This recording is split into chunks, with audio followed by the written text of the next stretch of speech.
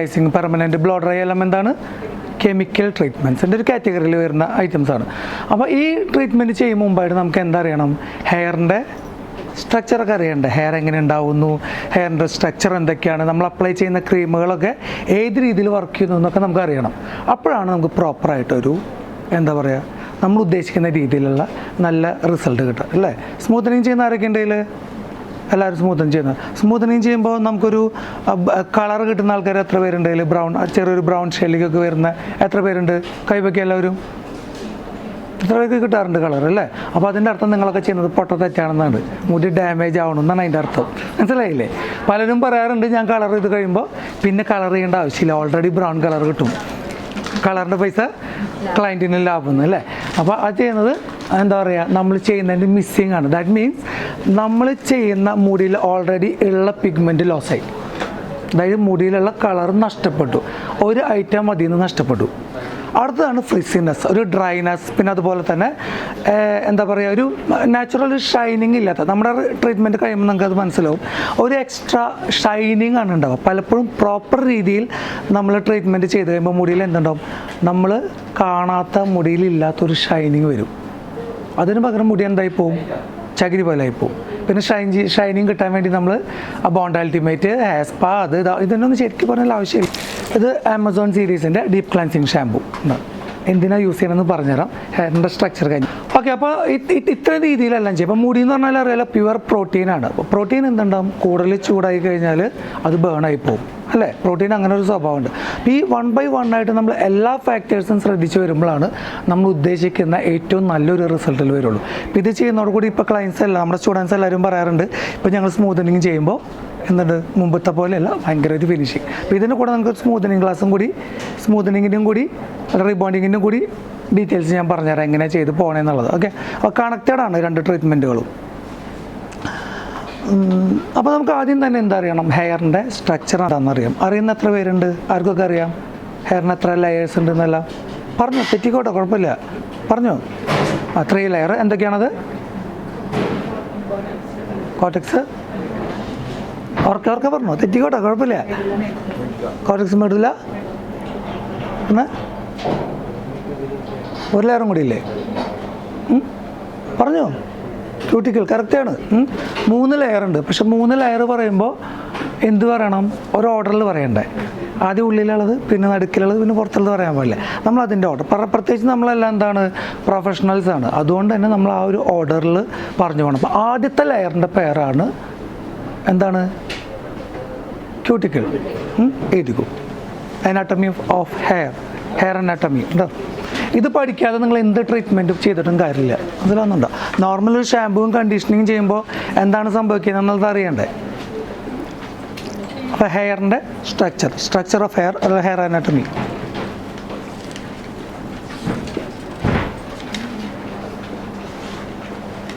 First layer എന്താണ്, cuticle. Okay, cuticle എന്ന് പറഞ്ഞു കഴിഞ്ഞാൽ വളരെ സ്ട്രോങ് ആയിട്ടുള്ള ഒരു ലെയറാണ്. അതായത് നമ്മൾ ഇത്രയും ടെമ്പറേച്ചറൊക്കെ കൊടുക്കുമ്പോൾ പോലും എന്താ പറയുക, മനസ്സിലായില്ല. അതായത് ഏറ്റവും സ്ട്രോങ്ങസ്റ്റ് ആയിട്ടുള്ള ഒരു ലെയറാണ് ഹെയറിൻ്റെ ഏറ്റവും പുറത്ത് കാണുന്ന ക്യൂട്ടിക്കൽ. അപ്പോൾ ക്യൂട്ടിക്കലിൻ്റെ ആക്ച്വലി ഷേപ്പ് എങ്ങനെയാണെന്ന് വെച്ചാൽ ഫിഷ് സ്കെയിൽ പോലെയാണ്, മീനിൻ്റെ ചെതമ്പൽ പോലെയാണ് ഇതിൻ്റെ ഷേപ്പ്. മനസ്സിലായില്ലേ? അതെങ്ങനെയാണെന്ന് വെച്ചിട്ടുണ്ടെങ്കിൽ ഒരു സൈഡ് ഫിക്സഡ് ആയിരിക്കും, ഒരു സൈഡ് ഓപ്പൺ ആയിരിക്കും. മീനിൻ്റെ ചതമ്പിൽ അറിയില്ല, അടുക്കളയിൽ കയറാത്ത ആൾക്കാരുണ്ട് അതിൽ, ഇല്ലല്ലോ. ഓക്കെ, അപ്പോൾ മീനിൻ്റെ ചതമ്പിൽ പോലെ ഒരു സൈഡ് ഫിക്സ് ആയിട്ടും ഒരു സൈഡ് ഓപ്പൺ ആയിട്ടാണ് ഇതുണ്ടായിരിക്കുക. മൾട്ടിപ്പിൾ ലെയേഴ്സ് ഓവർലാപ്പ് ചെയ്തിട്ട് മൾട്ടിപ്പിൾ ലെയേഴ്സ് ഒന്നിൻ്റെ മുകളിൽ ഒന്നായിട്ട് അനേകം ലെയറുകളായിട്ടാണ് കാണപ്പെടുന്നത്. അത് ചില നമ്മുടെ ജോഗ്രഫിക്കൽ ലൊക്കേഷനൊക്കെ അനുസരിച്ചിട്ടും ആ ലെയേഴ്സിൻ്റെ എണ്ണത്തിൽ വ്യത്യാസങ്ങൾ വരാറുണ്ട്. അതുകൊണ്ടാണ് നമ്മുടെ ഏഷ്യൻ കൺട്രീസിൽ യൂസ് ചെയ്യുന്ന അതേ പ്രോഡക്റ്റ് തന്നെ എന്താ പറയുക നമുക്ക് യൂറോപ്യൻ കൺട്രീസിലേക്ക് ഇപ്പോൾ ഹെയറിൽ യൂസ് ചെയ്യാൻ പറ്റാറില്ല പൊതുവെ. എന്താ വെച്ചാൽ നമ്മുടെ അത്രയും അവിടെ നമ്പേഴ്സ് കുറച്ച് കുറവാണ് നമ്മൾ വെച്ച് നോക്കുന്ന സമയത്ത്. മനസ്സിലാവുന്നുണ്ടോ? അപ്പോൾ അതുകൊണ്ട് എന്തുണ്ടാവും, നമ്മൾ വളരെ സ്ട്രോങ് ആയിട്ടുള്ള ഈ ലെയർ ആകുമ്പോൾ ഈ ലെയർ ഓപ്പൺ ആയാൽ മാത്രമാണ് നമുക്ക് എന്തുണ്ടാവുള്ളൂ, പ്രോഡക്ട്സ് ഹെയറിൻ്റെ ഉള്ളിലേക്ക് പെനിട്രേറ്റ് ആവുള്ളൂ. മനസ്സിലാവുന്നുണ്ടോ? അപ്പോൾ എപ്പോഴും നല്ല ഹെൽത്തി ആയിട്ടുള്ള ഒരു ഹെയറിന് ഈ ക്യൂട്ടിക്കിൾസ് എപ്പോഴും അടഞ്ഞിരിക്കണം. മനസ്സിലാവുന്നുണ്ടോ? അപ്പോൾ നമ്മൾ ഷാമ്പു ചെയ്യുമ്പോൾ എന്താ സംഭവിക്കുന്നതെന്ന് വെച്ച് കഴിഞ്ഞാൽ ഹെയറിൻ്റെ pH ബാലൻസ് അറിയാമോ? ഹെയറിൻ്റെ pH ബാലൻസ്. ഓക്കെ, ഹെയറിൻ്റെ സ്വഭാവം അസിഡിക് ആണ്. മനസ്സിലാവുന്നുണ്ടോ? ഈ അസിഡിക്കായി ഇരിക്കുമ്പോഴാണ് ക്യൂട്ടിക്കിൾസ് എപ്പോഴും നന്നായിട്ട് ക്ലോസ് ആയിട്ടിരിക്കുക. അപ്പോൾ നമ്മൾ ഷാമ്പു ചെയ്യുമ്പോൾ ഉണ്ടാവും ഷാമ്പു ആൽക്കലൈനാണ്, നേരെ ഓപ്പോസിറ്റാണ് അതിൻ്റെ സ്വഭാവം. അതുകൊണ്ട് ക്യൂട്ടിക്കിൾസൊക്കെ എൻലാർജ് ചെയ്യും. അതുകൊണ്ടാണ് നമ്മൾ ഷാമ്പു മാത്രം ചെയ്തു പോകുമ്പോൾ എന്തുണ്ടാവണേ, മുടി പെട്ടെന്ന് ടാങ്കിൾസ് വരുന്നത് അല്ലേ? എന്തുകൊണ്ടാണ് ഈ ക്യൂട്ടിക്കിൾസ് തമ്മിൽ അല്ല ഓപ്പണായിരിക്കുകയല്ല, ഇങ്ങനെ വൈഡായിരിക്കുകയാണ്, അപ്പോഴാണ് ടാങ്കിൾസ് വരുന്നത്. മനസ്സിലായില്ലേ? കണ്ടീഷനിങ് ചെയ്യുന്ന സമയത്ത് എന്തുണ്ടാവുന്നതെന്ന് വെച്ചാൽ ഈ ക്യൂട്ടിക്കിൾസ് എല്ലാം നന്നായിട്ട് അടയും. അതുകൊണ്ടാണ് ഷാമ്പു ചെയ്താൽ നിർബന്ധമായിട്ടും കണ്ടീഷൻ ചെയ്യണമെന്ന് പറയാനുള്ള കാരണം എന്താണ്? ഈ മോയ്സ്ചർ കണ്ടൻറ്റ് വെച്ച് കണ്ടീഷണർ മോയ്സ്ചർ കണ്ടൻറ്റ് വെച്ചിട്ട് നന്നായിട്ട് ക്യൂട്ടിക്കിൾസ് ക്ലോസ് ആകുമ്പോൾ ഹെയറിൻ്റെ ഹെൽത്ത് നന്നായിട്ട് ഇമ്പ്രൂവ് ആവും. നിങ്ങൾ ഇനി ചെയ്ത് നോക്കുക. ഷാമ്പു ചെയ്യുന്ന ദിവസങ്ങൾ മസ്റ്റായിട്ട് കണ്ടീഷൻ ചെയ്യുക. സിറം അപ്ലിക്കേഷൻ കൂടി ചെയ്ത് കഴിഞ്ഞാൽ 1 മന്ത് കഴിയുമ്പോൾ നിങ്ങളുടെ ഇപ്പോഴത്തെ മുടിയുടെ ആ ഫ്രീസിനെസ്സിൽ എത്രത്തോളം വ്യത്യാസം ഉണ്ടെന്നുള്ളതൊന്ന് നോക്കുക. മനസ്സിലാകുന്നുണ്ടോ? അപ്പോൾ എന്ത് ചെയ്യുന്നു? അപ്പോൾ നമ്മൾ ഇത്തരം കെമിക്കൽ ട്രീറ്റ്മെൻറ്റ് ചെയ്യുമ്പോൾ നമുക്ക് ക്യൂട്ടിക്കിൾസ് മുഴുവനായിട്ടും ഓപ്പൺ ആവണം അല്ലേ? അപ്പോൾ അതിനായിട്ട് നമ്മൾ എന്ത് ചെയ്യണമെന്ന് വെച്ച് കഴിഞ്ഞാൽ ഏതെങ്കിലും ഏരിയകളിലുള്ള ക്യൂട്ടിക്കിൾ ഓപ്പൺ ആയില്ലെങ്കിൽ എന്തുണ്ടാവും, ആ ഭാഗത്തേക്ക് ക്രീം പെനിട്രേറ്റഡ് ആവില്ല, അതിൻ്റെ ഉള്ളിലേക്ക് ക്രീം കടന്നു ചെല്ലില്ല. അങ്ങനെ വരാറുണ്ട്. നിങ്ങൾ സ്മൂത്തൻ ചെയ്ത് കഴിയുമ്പോൾ ചില ഭാഗങ്ങളെല്ലാം ചുരുണ്ടിരിക്കുന്നു, ചില ഭാഗങ്ങൾ സ്ട്രൈറ്റ് ആവും. അങ്ങനെ വന്നവരില്ലേ? ഇല്ല, വന്നിട്ടുണ്ട്. മനസ്സിലായി? മിക്കവാറും ആളുകൾക്ക് അത് വരാറുണ്ട്. അതിൻ്റെ ഒരു reason, major reason is shampooing proper അല്ല എന്നുള്ളതാണ്. മനസ്സിലാവുന്നുണ്ടോ? ഓയിൽ ഹെയറിലുണ്ടെങ്കിൽ എന്തുണ്ടാവും, ഈ ക്യൂട്ടിക്കിൾസ് എല്ലാം അടഞ്ഞിരിക്കും. അപ്പോൾ നമ്മുടെ സ്കാൽപ്പിൽ തന്നെ നിറയെ ഓയിൽ ഗ്ലാൻസ് ഉണ്ട്. നമ്മുടെ ഓരോ ഹെയർ സ്റ്റാൻഡിൻ്റെ അടിയിൽ ഈ സബേഷ്യസ് ഗ്ലാൻഡുകളുണ്ട്. അതിൽ നിന്ന് ഓയിൽ ഇങ്ങനെ പ്രൊഡ്യൂസ് ചെയ്തുകൊണ്ടേയിരിക്കും. മനസ്സിലാവുന്നുണ്ടോ? അപ്പോൾ അത്രയും ഓയിൽ ഉണ്ടെങ്കിൽ എന്തുണ്ടാവും, ഈ ക്യൂട്ടിക്കിൾസ് ഓപ്പൺ ആവില്ല, നമ്മൾ ഉദ്ദേശിക്കുന്ന രീതിയിൽ ക്രീം ഉള്ളിലേക്ക് പെനിട്രേറ്റ് ആവില്ല. അപ്പോൾ ഇതിന് വേണ്ടി നമ്മൾ യൂസ് ചെയ്യുന്ന പ്രൊഡക്റ്റുകളാണ് എ ഡീപ്പ് ക്ലെൻസിങ് ഷാമ്പൂ. മനസ്സിലാകുന്നുണ്ടോ? Deep cleansing shampoo, clarifying shampoo, purifying shampoo. ഇത്തരം ഷാമ്പൂകൾ എനി ബ്രാൻഡ് ഉണ്ടാ, നല്ല ബ്രാൻഡുകൾ യൂസ് ചെയ്ത് കഴിഞ്ഞാൽ അതിൽ pH ഒക്കെ ഒരു കറക്റ്റായിട്ട് ബാലൻസ് ചെയ്ത് പോകുന്ന കാരണം എന്തുണ്ടാവും, പ്രോപ്പറായിരിക്കും, നമ്മൾ ഉദ്ദേശിക്കുന്ന രീതിയിലുള്ള റിസൾട്ട് നമുക്ക് കിട്ടും. കുറഞ്ഞൊരു ബ്രാൻഡിലേക്ക് പോയി കഴിഞ്ഞാൽ പലപ്പോഴും ഈ പറഞ്ഞ രീതിയിലുള്ള റിസൾട്ടുകൾ നമുക്ക് കിട്ടാറില്ല. അതുകൊണ്ടാണ് നല്ലൊരു ബ്രാൻഡ് യൂസ് ചെയ്യാൻ പറയുന്നത് അല്ലേ? നമ്മളിപ്പോൾ നിങ്ങൾ എന്താ പറയുക, ഒരു ആട്ടയോ മൈദയോ വാങ്ങുമ്പോൾ നല്ല ബ്രാൻഡിൻ്റെ വാങ്ങണതും കുറഞ്ഞ ബ്രാൻഡ് വാങ്ങുമ്പോഴും ചപ്പാത്തി ഉണ്ടാക്കുമ്പോഴൊക്കെ വ്യത്യാസം വരുന്നില്ലേ? അതുപോലെ തന്നെ എല്ലാം ഗോതമ്പ് പൊടി തന്നെയാണ്. പക്ഷെ വരുന്ന സമയത്ത് എന്തുണ്ടാവും, റിസൾട്ട് വെച്ചാൽ ക്വാളിറ്റിയിൽ വ്യത്യാസം ഉണ്ടാവും. അപ്പോൾ ഇത്തരം നല്ല ബ്രാൻഡുകളുടെ ഷാമ്പൂ നിങ്ങളെല്ലാ കെമിക്കൽ ട്രീറ്റ്മെൻറ്റ് ചെയ്യും മുമ്പ്, കളർ ചെയ്യും മുമ്പ്, ഡൈ ചെയ്യും മുമ്പ്, അതുപോലെ തന്നെ സ്മൂത്തൻ ചെയ്യും മുമ്പ്, വോളിമൈസിങ് ചെയ്യും മുമ്പ്, റിലാക്സിങ് ചെയ്യും മുമ്പ്, ടെക്സ്റ്റൈസിങ് ചെയ്യും മുമ്പൊക്കെ ഇത്തരം ഷാമ്പൂകൾ വെച്ച് വേണം യൂസ് ചെയ്യാനായിട്ട് കേട്ടോ. അപ്പോൾ അതൊന്ന് സൈഡിൽ എഴുതിച്ചു. Deep cleansing shampoo, deep cleansing shampoo, purifying shampoo, purifying shampoo and clarifying shampoo. Different ആയിട്ടുള്ള പല കമ്പനികളുടെ നിങ്ങൾക്ക് യൂസ് ചെയ്യാം. ഒരു ബ്രാൻഡിൻ്റെ തന്നെ യൂസ് ചെയ്യണമെന്നൊന്നും പറയുന്നില്ല ഈ ട്രീറ്റ്മെൻറ്റിൽ കേട്ടോ. അപ്പോൾ ഇവിടെ നമ്മൾ യൂസ് ചെയ്യുന്ന ബ്രാൻഡാണ് ഞാൻ ഇപ്പോൾ കാണിച്ചിരുന്ന ആമസോൺ സീരീസിൻ്റെ ഡീപ്പ് ക്ലെൻസിങ് ഷാമ്പൂ.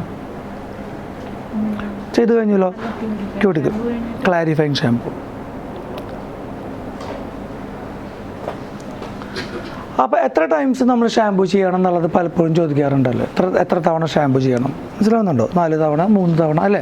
ചില ട്രീറ്റ്മെൻറ്റ്സിന് അങ്ങനെ പറയാറുണ്ട്. ഇതിൻ്റെ ഉദ്ദേശം എന്ന് പറഞ്ഞു കഴിഞ്ഞാൽ നിങ്ങൾ എത്ര തവണ ഷാമ്പൂ ചെയ്തിട്ടും ഓയിൽ പോയില്ലെങ്കിൽ എന്തുണ്ടാവും, മനസ്സിലാവുന്നുണ്ടോ? ഷാമ്പൂ പ്രോപ്പറായിട്ട് ചെയ്യണം എന്നുള്ളതാണ്. മനസ്സിലാവുന്നുണ്ടോ? അപ്പോൾ ഈ ക്യൂട്ടിക്കിൾസിന് പ്രത്യേകിച്ച് ഒരു പ്രോഡക്റ്റുകൾക്കും ഒരു മാറ്റങ്ങൾ വരുത്താനേ സാധിക്കില്ല. ഓപ്പൺ ആൻഡ് ക്ലോസ്, വേറെ ഒന്നുമില്ല. പക്ഷേ ഇത് പ്രോപ്പറായിട്ട് ഓപ്പൺ ആയില്ലെങ്കിൽ ഒരു വിധേന നമ്മൾ ചെയ്യുന്ന ഒരു റിസൾട്ടും വരില്ല. മനസ്സിലാവുന്നുണ്ടോ? അടുത്തതാണ് നമ്മൾ ചെയ്യുന്നത്, അടുത്തതാണ് നമ്മുടെ സെക്കൻഡ് ലെയർ. ഇതാണ് ഏറ്റവും ഇമ്പോർട്ടൻ്റ് ആയിട്ടുള്ള ലെയർ, കോർട്ടെക്സ്.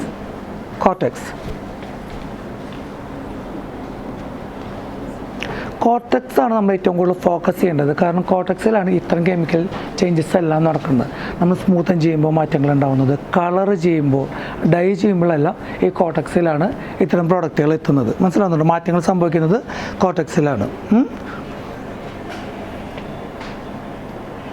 അടുത്തത് മെഡുല, മൂന്നാമത്തെ ലെയർ മെഡുല. മെഡുല എന്ന് വെച്ച് കഴിഞ്ഞാൽ ഉള്ളിലൊരു ബാക്ക് ബോൺ പോലെ വർക്ക് ചെയ്യുന്നു പറഞ്ഞാൽ മുടിയിൽ ഇങ്ങനെ ഫോൾഡായി നിൽക്കാനുള്ളൊരു എന്താ പറയുക, ആ ഒരു ഇത് മാത്രമാണ് മെഡുലയ്ക്ക്. വേറെ നമ്മുടെ കെമിക്കൽ ട്രീറ്റ്മെൻറ്റ്സിലൊന്നും അതിന് ഇമ്പോർട്ടൻസ് പറയാത്തതുകൊണ്ട് അതിനെപ്പറ്റി ഒത്തിരി ഡീറ്റെയിൽ ആയിട്ട് പഠിക്കാനൊന്നുമില്ല. വളരെ ഫൈനായിട്ടുള്ള ഹെയറിൽ മെഡുല്ല ആബ്സെൻ്റ് ആയിരിക്കും. അപ്പോൾ മെഡുല്ല ഇല്ലയെന്ന് വെച്ചാൽ നമുക്ക് പ്രത്യേകിച്ച് വേറെ പ്രശ്നങ്ങളൊന്നും സംഭവിക്കുന്നില്ല. വളരെ ഫൈൻ, അതായത് തീരെ നേരത്തെ മുടികളിൽ ഇത്തരം എന്തായിരിക്കും മെഡുല്ല ആബ്സെൻ്റ് ആയിരിക്കും ഉണ്ടോ. അപ്പോൾ ഇനിയാണ് നമ്മുടെ ട്രീറ്റ്മെൻറ്റിലേക്ക് കടക്കുന്നത്. ട്രീറ്റ്മെൻറ്റ് ആമസോൺ സീരീസിൻ്റെ ഡീപ്പ് ക്ലൻസിങ് ഷാമ്പു. അപ്പോൾ ഇനി കോട്ടക്സിന് ഇനിയിപ്പോൾ നമ്മൾ കുറച്ചും കൂടി കഴിയുമ്പോൾ എന്തായി, നമ്മൾ കുറച്ച് കാലങ്ങൾക്ക് മുമ്പ് വരെ വിചാരിച്ചിരുന്നത് എന്താണ്, മുടി കേളായി വളരുന്നത്, ഹെയർ ഉണ്ടാവുന്ന ഫോളിക്കിൾസ് അല്ലേ, ഹെയർ ഉണ്ടാവുന്നത് എവിടെ നിന്നാണ്, ഫോളിക്കിൾസിൽ നിന്നാണ് ഉണ്ടാവുന്നത്. നമ്മൾ ഹെയർ ഒന്ന് എന്താ പറയുക പറിച്ച് കളഞ്ഞാലും വീണ്ടും ഇതിൻ്റെ ഉള്ളിൽ ഹെയർ വരുന്നില്ല. ഹെയർ ഫോളിക്കിൾസിൻ്റെ ഉള്ളിൽ നിന്നാണ് ശരിക്കും ആക്ച്വലി ഹെയർ ഉണ്ടാവുന്നത് ഉണ്ടോ. അവിടെയുള്ള കുറേ സെൽസ് എന്തുണ്ടോ, നമ്മൾ കഴിക്കുന്ന ഭക്ഷണത്തിൽ നിന്ന് പ്രോട്ടീനും അമിനോ ആസിഡ്സും അങ്ങനെ എല്ലാം വലിച്ചെടുത്തിട്ട് കെരാറ്റിൻ എന്ന് പറയുന്ന ഒരു പ്രോട്ടീനായിട്ട് മാറ്റാണ്. കെരാറ്റിൻ എന്ന് പറഞ്ഞാൽ പ്രോട്ടീൻ ഉണ്ടാവും, അതിന് താഴെ അടുത്ത സെക്ഷൻ ഉണ്ടാകുന്ന സമയത്ത് ഹെയർ ഷാഫ്റ്റ് പുറത്തേക്ക് വരികയാണ് ചെയ്യുന്നത്. അപ്പോൾ ഹെയർ ആക്ച്വലി വൈറ്റാണ്. നമ്മൾ പറയുന്നില്ലേ കുറച്ച് കഴിയുമ്പോൾ നരച്ച് പോയത്, മുടി സ്കിന്നിൻ്റെ ഉള്ളിലുണ്ടാവുന്നത് വൈറ്റായിട്ടാണ് ഉണ്ടാകുന്നത്. അതിൻ്റെ അടിയിൽ നിന്ന് മെലാനോസൈറ്റ് ഉള്ളിലേക്ക് മെലാനി ഫില്ല് ചെയ്യുമ്പോഴാണ് ബ്ലാക്ക് കളറിൽ ഹെയർ ഉണ്ടാകുന്നത്. നമുക്ക് കുറച്ച് ഏജൊക്കെ ആവുന്ന സമയത്ത് എന്തുണ്ടാവും, ഈ സെല്ലുകളെല്ലാം റിട്ടയർമെൻറ്റിലേക്ക് പോകും.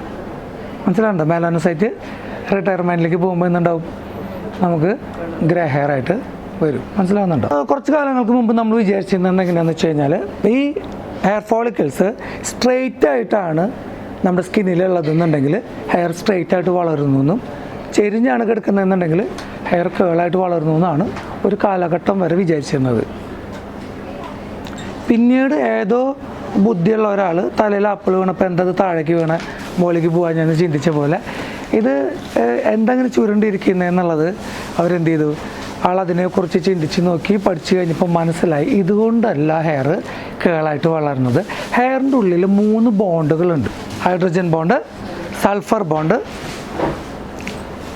Salt bond. ഇങ്ങനെ 3 ബോണ്ടുകളുണ്ട്. ഈ ബോണ്ടുകൾ അറേഞ്ച് ചെയ്തിരിക്കുന്ന രീതിയിൽ SALT salt, hydrogen bond, sulphur bond, disulphide bond എന്നൊക്കെ പറയും, സൾഫർ ബോണ്ട് എന്ന് എഴുതിയാൽ മതി. ഈ ബോണ്ടുകൾ എങ്ങനെയാണ് അറേഞ്ച് ചെയ്തിരിക്കുന്ന രീതി, സ്ട്രെയിറ്റ് ആണെങ്കിൽ ഹെയർ സ്ട്രെയിറ്റ് ആയിട്ടും ചെരിഞ്ഞിട്ടാണെങ്കിൽ ഹെയർ കേളായിട്ട് വളരുന്നു എന്ന് മനസ്സിലാക്കി.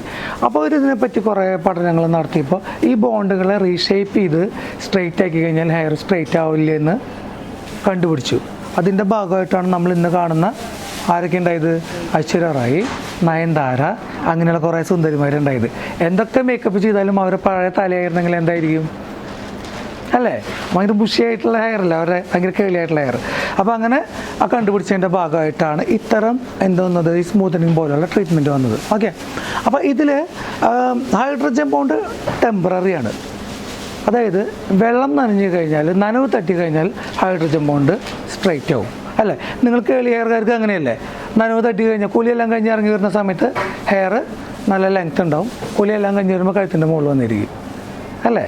അപ്പോൾ അതെന്താണെന്ന് വെച്ചാൽ ഹൈഡ്രജൻ ബോണ്ട് നനവ് തട്ടി കഴിഞ്ഞാൽ സ്ട്രെയിറ്റ് ആയി മാറും.